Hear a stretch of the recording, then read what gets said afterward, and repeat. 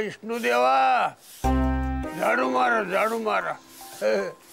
अरे एवढं काम करतो, दिने तुझं लगीन नाही लावायचा.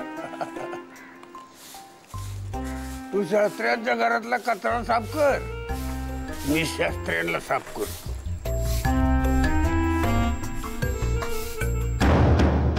पोलीस? विष्णूने खरंच पोलीस बोलावलं काय?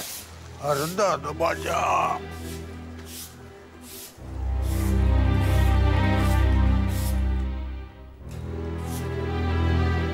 केला वाटते म्हातारा. नसती बडबड बडबड बडबड कटकट साली. काय साहेब नमस्कार. मी इन्स्पेक्टर वजलवार. पण मालक नाही आहेत. म्हणजे मालक मुंबईला गेलेत. मी तुझ्या मालकाला भेटलेलो आहे. मला वाडा पाहायचा आहे. म्हणजे कळलं की. बरं मला सांग, इन्स्पेक्टर भोसलेला ओळखतो का? हो ओळखतो ना साहेब. शेवटचा कधी भेटला होता? त्यांच्या गाडीतनं मालक मुंबईला गेले तेव्हा. कसा वाटला माणूस? एकदम टॉप माणूस साहेब. म्हणजे माणूस म्हणून पण आणि मित्र म्हणून पण. काय साहेब आमचे मालक आहेत ना, पहिल्या भेटीतच माणसाला ओळखतात. आणि एकदा ओळखलं त्यांनी आणि त्यांची गट्टी जमली की तो माणूस चांगलाच समजायचा. विक्रांत भोसलेंच्या बाबतीत पण त्यांची गट्टी जमली म्हणून म्हणालो ते आणि साहेब ते तर पोलीस इन्स्पेक्टर आहेत. तुम्ही सुद्धा पोलीस. ए बासे, मी विचारलंय तेवढंच सांगायचं, समजलं? बरं आणखीन कोण कोण राहत? ए ए बाहेर ये, चल.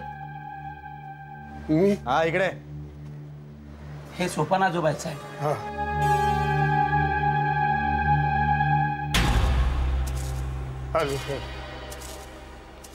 साहेब मी काही केलेलं नाही. माझं नाव सोपान. माझ्या बापाने ठेवलेलं सोपान. अगदी नावासारखा सोपा माणूस आहे. मी कुणाचं काही केलेलं नाही. तुला मी कधीच त्रास दिलेला नाही साहेब. खरंच मला मारू नका, मला नेऊ नका साहेब. इकडे थांबायचं. होय. आता बोला. नेऊन टाकू का लॉकअप मध्ये? मला त्रास देणार का? तू सांगितलं का मी त्रास देणार नाही? तू विष्णू देव ना. मग काय तू साहेब तू मला घेऊन जाणार? मग आलेच आहेत तुम्हाला न्यायला. अरे बघ बघ, मी आल्याबरोबर गेला तू पळाला. घाबरला मला. बोलो का त्यानं? बोलो जे बोलून सिटी मार नको. वाढ बघा अरे मला सांगते. मध्यंतरीच्या काळात गोष्टी इतक्या झपाट्याने घडत गेल्यात, उत्तरं कशाचीच मिळत नाहीये. नुसती प्रश्नचिन्ह, फुलस्टॉप्स मिळतच नाहीये.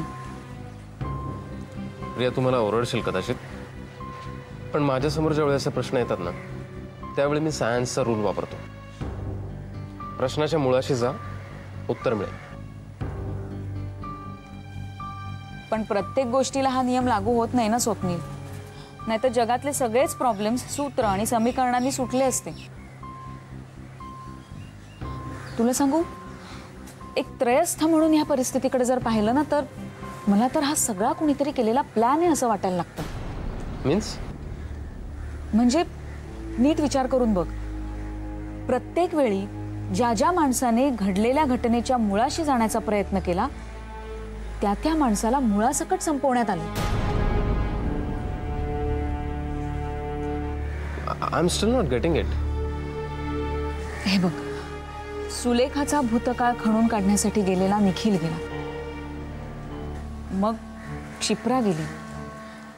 त्यानंतर आता बाळकाका. आणि स्वप्नील, माझी खात्री आहे अभिमान सुद्धा संपला असता, पण तो वाचला. आणि आता आणखीन 2 जणांची अवस्था अशीच झाली.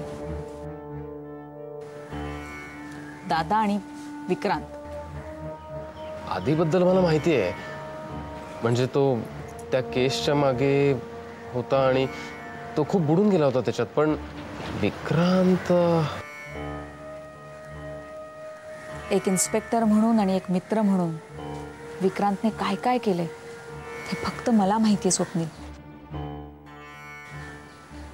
आणि खरं सांगू, साधा सुद्धा माणूस हे सगळं नाही करू शकणार.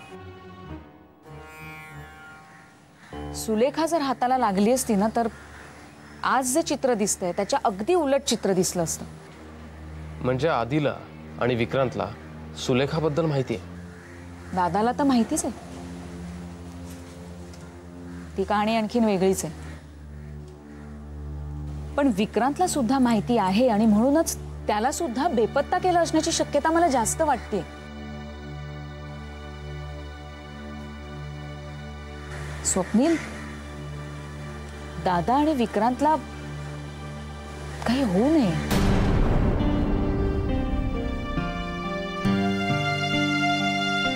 नाही होणार.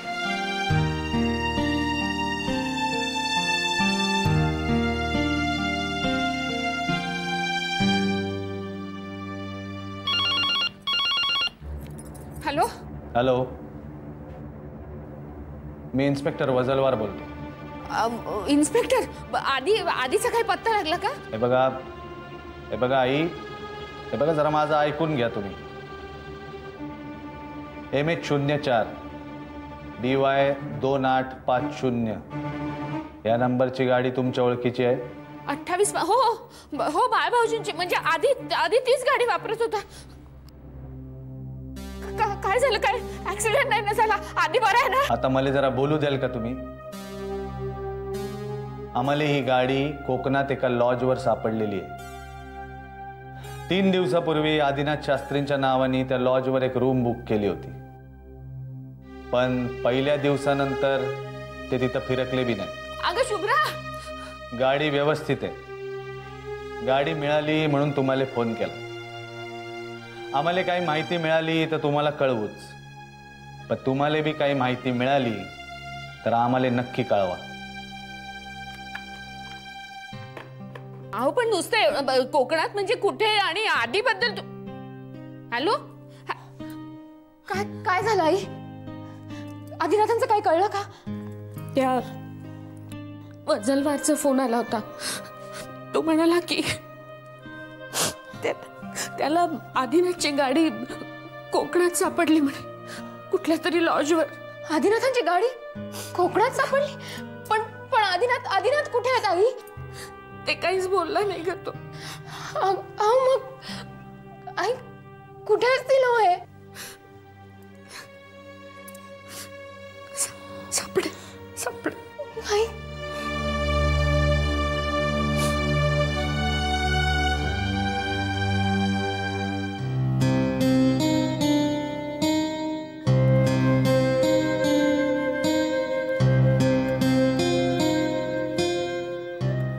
रात्रीचे 12 वाजायला आलेत.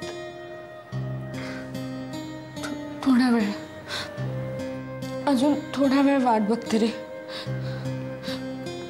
येईल आधी, त्याचा फोन तरी येईल. तू अजून जेवलेली पण नाहीयेस. अलीकडे नेहमीच खूप उशिरा यायचा तो. पण तो आल्याशिवाय एक दिवस झोपले नाही रे मी.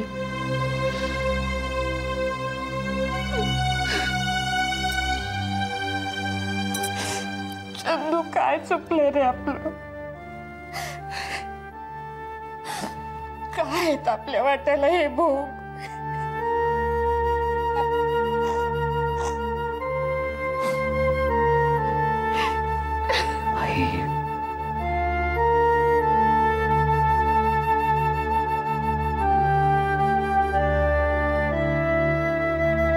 तुला आठवतंय लहानपणी तुम्हाला नेहमी सांगायचीस,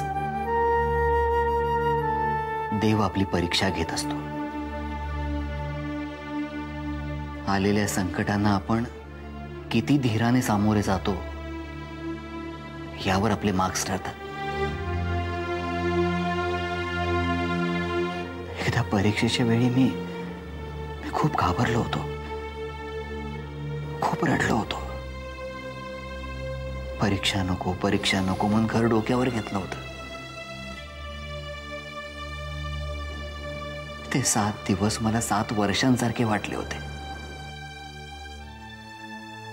तेव्हा तूच माझी समजूत काढली होतीस ना. तू म्हणाली होतीस, चंदू ह्या परीक्षेपेक्षाही एक मोठी परीक्षा देव तुझी घेणार आहे. आता तो फक्त तू किती घाबरतोस ते पाहतोय. तू घाबरला नाहीस तर तू जिंकशील. आणि आई, तिथून पुढच्या प्रत्येक परीक्षेच्या वेळी केवळ माझा कॉन्फिडन्स हरवू नये म्हणून तू माझ्या बरोबर जागत राहिलीस.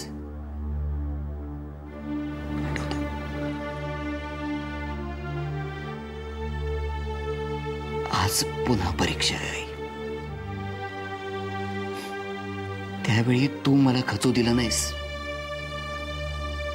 तू माझ्या बरोबर होतेस.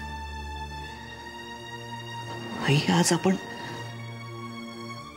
सगळे बरोबर आहोत. आणि आपण घाबरणार नाही आहोत, कारण आपण जिंकणार आहोत.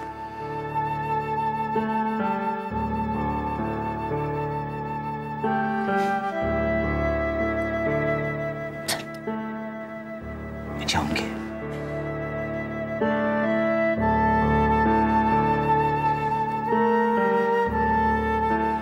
मला पण भूक लागली आहे ग. चल ना.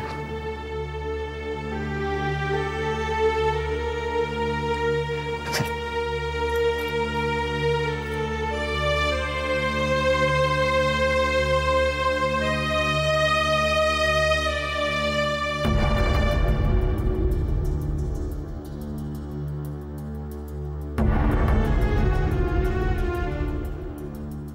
ज्ञानेश्वर माऊली, ज्ञानोबा माऊली. परमेश्वर, आपण प्राणी असतो तर किती बरं झालं असतं नाही. कोणाला कधी काही विचारायचं नाही, कोणाची परवानगी घ्यायची नाही. मनात आलं, सावज हेरलं, हल्ला केला, त्याला संपवलं, झालं. कसला कायदान, कसलं पोलीस. दुसऱ्या दिवशी पुन्हा नवी शिकार करायला आपण मोकळे. पण माणूस पडलो ना, तिथंच सगळं घोडं अडलंय. नाहीतर कोणाची कधी कशी शिकार करायची याचं वेळापत्रकच बनवलं असतं.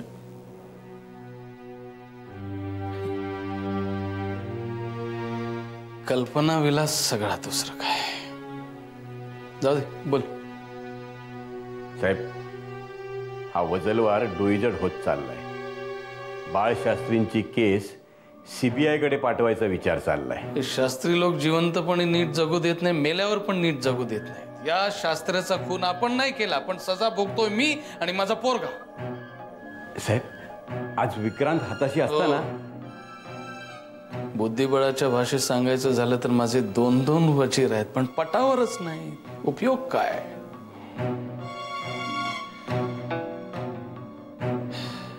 एक काम कर, त्या वजलवारच्या सगळ्या कुटुंबाची कुंडली संध्याकाळपर्यंत मला मिळवून दे. पुढचं काय करायचं ते मी बघतो. साहेब, पण विक्रांतने सांगितलंय यापुढे कोणती मोठी चाल खेळायची नाही. उंटावरून शेळ्या हाकतोय तो. एवढं होतं तर उंदरासारखा लपून का बसलाय? समोर का नाही येत? कुठलीही चाल खेळायची. आता जर चाल खेळली नाही तर चालता येणार नाही अशी परिस्थिती निर्माण झाली. तुला सांगतोय ते कर. मले तुले बोलणारे भावले आहेत ना, त्यांच्या सेल कुठेतरी असतील, ते काढले ना खटकन तर पटकन बंद होतील. साहेब, तुम्ही एकदम पुढचं. तुले सांगितलं तेवढं कर. कळलं? तुले जा.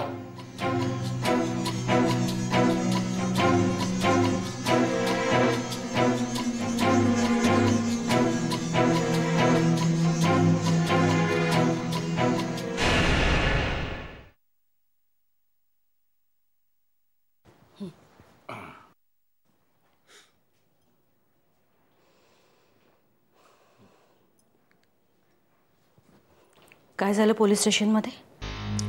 काही खास नाही का. तक्रार नोंदवून घेतली आहे. पुढं काय होतं बघायचं. राधा, आज प्रथमेश स्विमिंगला गेला नव्हता का? त्याच्या सरांचा फोन आला होता मला.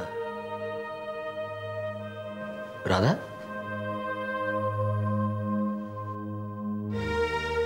काय झालं?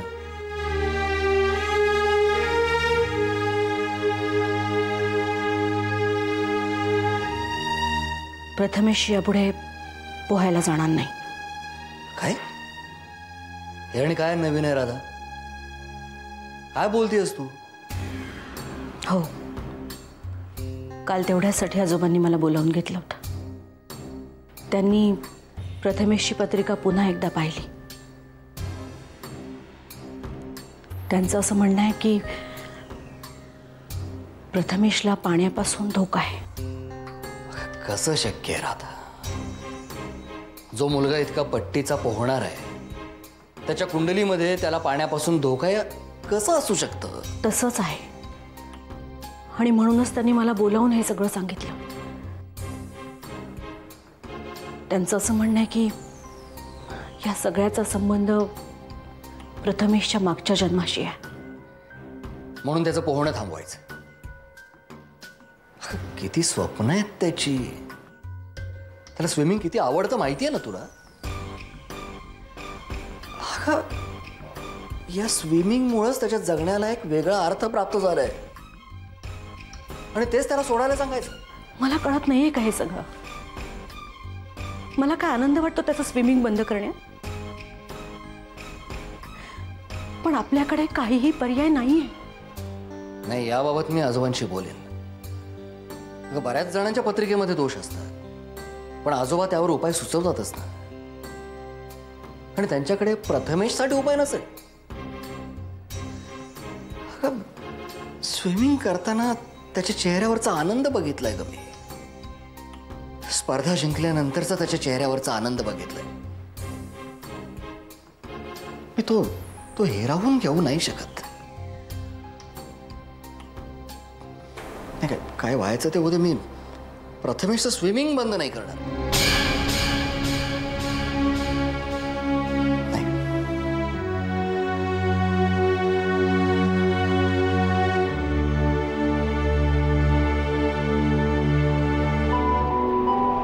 इंदुमती, आज आणि यापुढे प्रत्येक टप्प्यावर सुलेखाला तुझी गरज आहे.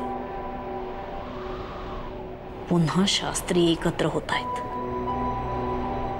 आणि आता फक्त शास्त्रीच नाही तर शास्त्र्यांबरोबर आणखीही काही शक्ती आहेत ज्या इंदुमतीच्या शक्तीला जुमानत नाहीयेत. हे सगळे एकत्र झाले तर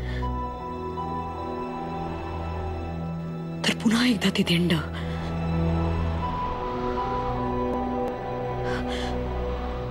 सोपान म्हणतो तेच खरं आहे. एक शास्त्री मरतो आणि पुन्हा सगळे एकत्र होतात आणि बळ वाढतं. यावेळी हे बळ वाढवायला आणखीही काही जण आहेत. इंदुमती, मला तुझ्यातला वणवा हवाय.